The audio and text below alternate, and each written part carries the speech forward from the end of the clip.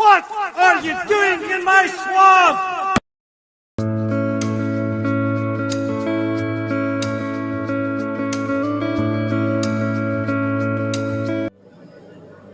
Hello everybody, this is Ogre Boy and I'm going to be doing my review for the 2004 movie Home on the Range. So in this movie, when a greedy outlaw schemes to take possession of the Patch of Heaven dairy farm, 3 determined cows, a karate-kicking stallion, and a colorful corral of critters join forces to save their home, and the stakes are sky high as this unlikely animal alliance risk their hides and match wits with a mysterious band of bad guys. So this movie is not very great. It's easily one of Disney's worst movies. It's never been one of my favorites. I saw it like once when it first came out. I remember when it came out, it kind of came and went in theaters and stuff. It flopped really bad and everything, and is the movie that is known for being the reason why we don't get traditional animated Disney movies anymore.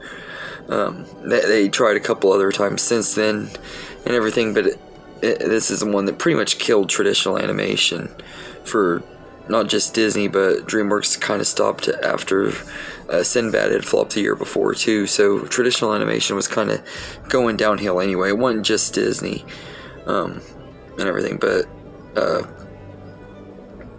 this movie just, it could have been so much better. The voice cast are fine in here. You got Roseanne Barr, Judi Dench, and Jennifer Tilly as our 3 main cows, and they're all okay and everything. They all do a good enough job as their characters, but the characters just aren't really that memorable or likable. They kind of go through a lot of cliches where 2 of them don't get along very well, Maggie and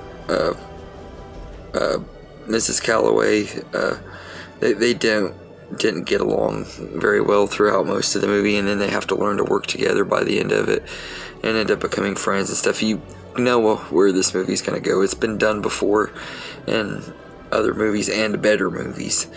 But the rest of the voice cast are fine too. You got Cuba Gooding Jr., Steve Buscemi, G.W. White, Randy Quaid, and they're all fine and everything, but the animation is okay. I don't really think the animation is really what the problem is with this movie. It looks fine and everything. The character designs are fine. It's not like anything super great, but not terrible either, though. The animation is a little bit better than the movie itself.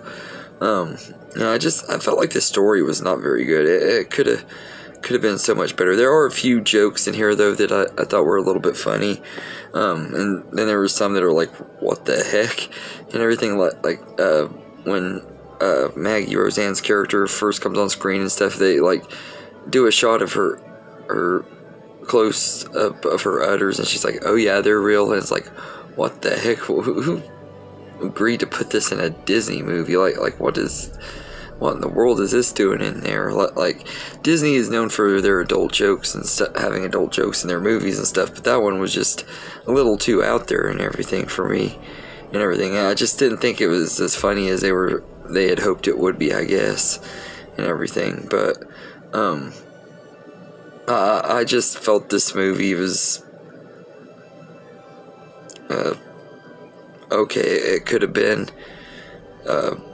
really great, but it's not. It's not quite as bad as some people say it is either, but it is probably my least favorite movie out of Disney Animation Studios filmography, partially because it's not that great of a movie. It's pretty mediocre and stuff, but with the fact that this is the movie that killed hand-drawn animation in Disney and pretty much America, I gotta say this movie just isn't one of my favorites because of that either. It just could have been better and everything. And there are some songs in here that are okay, not super great. It has some country singers from the time, or what they call country singers, because most people that were called country singers in the early 2000s are pop singers with country accents. But this one had a few songs in here, and most of them were pretty forgettable, though. I don't really remember any of the songs in here and everything. I actually kind of forgot that Alan Menken worked on this movie and stuff, like in some of his worst music.